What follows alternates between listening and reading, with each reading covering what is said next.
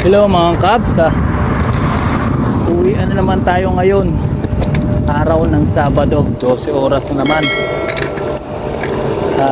Sabadong nakakapagod, sa halip na ang di nakakapagod ngayong Sabado, relax lang. Hindi makapag-relax ko, ang daming gawa ngayon, kaya kailangan mag 12 oras. Wala tayong magagawa, trabaho yung pinunta natin dito sa Poland, kaya pasukan natin hanggat kaya, hanggat wala tayong nararamdaman at hindi pa tayo pagod. Oo nga pala mga kabs, ma-share ko lang ulit na may nagtatanong sa akin na kung kesyo daw bakit ba daw hindi ako umaalis o lumilipat ng ibang company dito sa Poland, kung bakit ba stay din na lang ako sa chicken factory o sa manukan.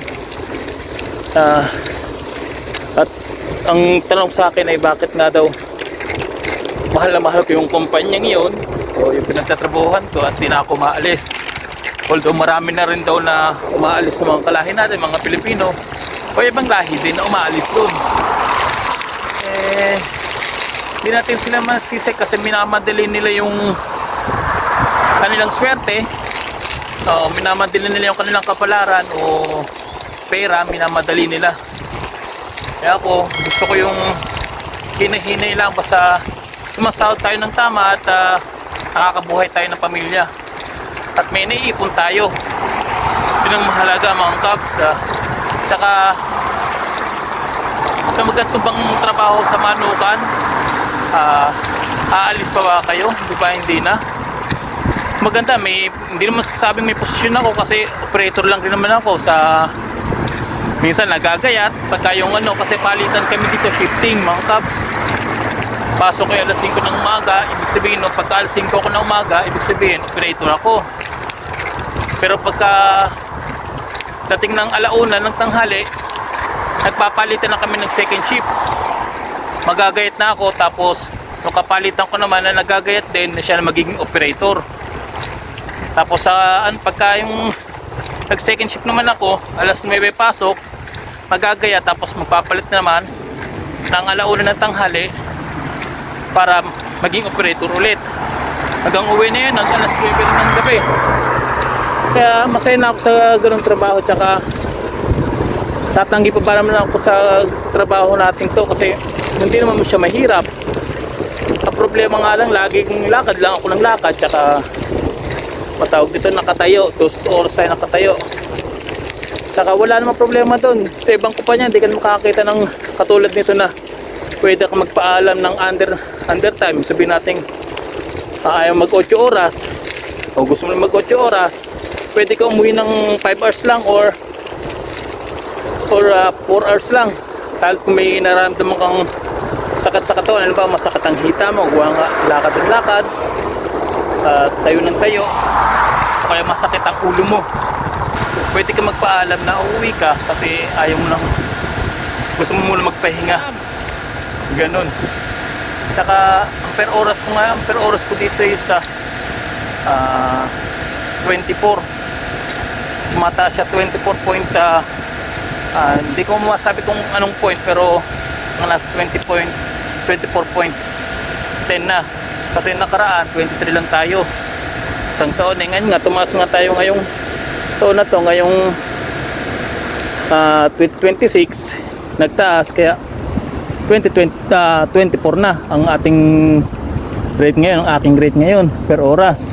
So pagka nakabuo ba ng 12 oras, compute nyo na lang yung mga kabs sa loob ng 12 oras, yung 24.10 mo, i-compute mo lang sa 12 hours sa isang araw, isang buong araw, computing mo na lang. Hindi malaki makukuha, magkano na rin sa Pilipinas, computing mo, computing nyo, ganito ang kalalabasan yan. Hindi katulad ng sa iba, minsan may sumasahod nga dito sa swertihan lang talaga dito mga kabs sa company. May sumasahod ng ng 19 per oras. o kaya 20 per oras, 21, 22, 23. Swertihan lang talaga dito. Kaya ako, masabi ko sa kumpanya ko, okay naman, maganda yung pinagtatrabahuhan ko, walang problema.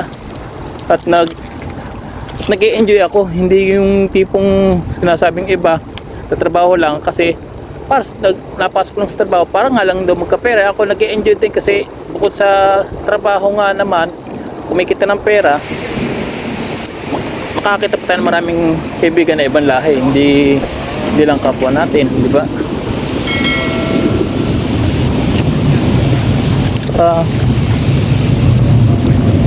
Isipin nyo na lang magkano yung katulad ngayon magkano ba na sa naging oras kung nakaraang January. Papakita ko sa inyo ito, ayan, yan yung oras ko. Ganun yung magkano sinahod ko dyan. Nyo na lang paki-compute nyo na lang o paki-convert nyo na lang sa pera ng Pilipinas para malaman nyo kung magkano. Hindi naman sa pero maabot din naman ako ng 6 digit kahit paano.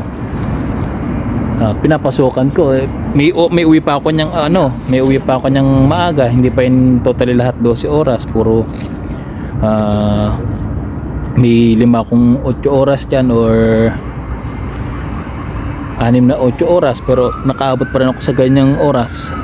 Kaya nasabi kong swerte ako dito kasi talagang nakakasahod tayo ng sapat. Parang tsaka ang ganda ng benefits dito mga kapulan. Hindi na rin ako alis dito sa bansang to.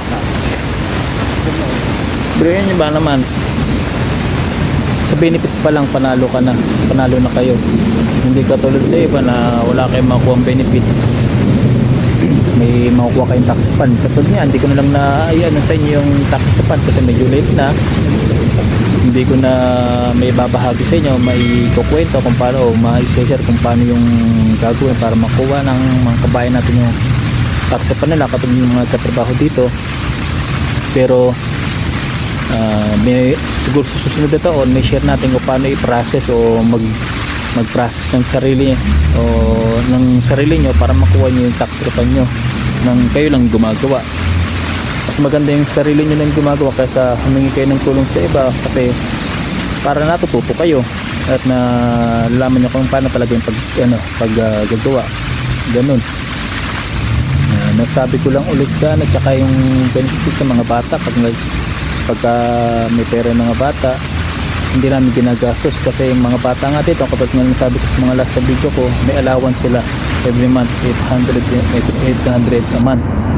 So dalawa yung anak ko dito, kakakuha kami ng 1.6. Sa ngayon, si Mrs. ko buntis, manganganak na ngayong March, magtatatlo na, so ipapasok rin namin siya sa monthly allowance ulit. So makakuha na kami ng mga 2.4 ang ganyan sa kada buwan pagka yung may pasok namin yung pangatlo kong anak na lalabas ngayong March.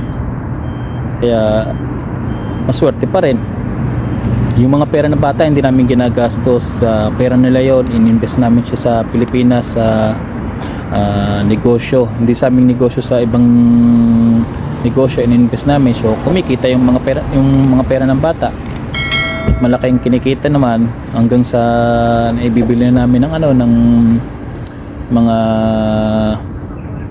mga pwede nilang pakinabangan pagka sila lumaki na, yung tumanda na, para yun na yung pamana namin sa kanila.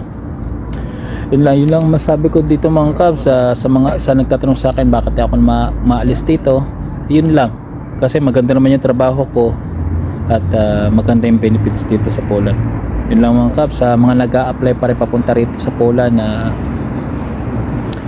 kayo, mag-porskido lang kayo. Kahit na maraming nagpe-field ngayon, maraming bumabagsak sa visa appearance, try nyo pa rin ng try. Huwag kayong maniniwala sa mga iba na hindi sumasahod ng gantong kalaki dito sa Poland. Ganun nyo pa rin, i-pursue nyo pa rin, itulak nyo pa rin. Meron nga kasabihan nga tayo, nasa kanta nga ng parokya ni Edgar, na wala tayong mapapala kung hindi natin susubukan.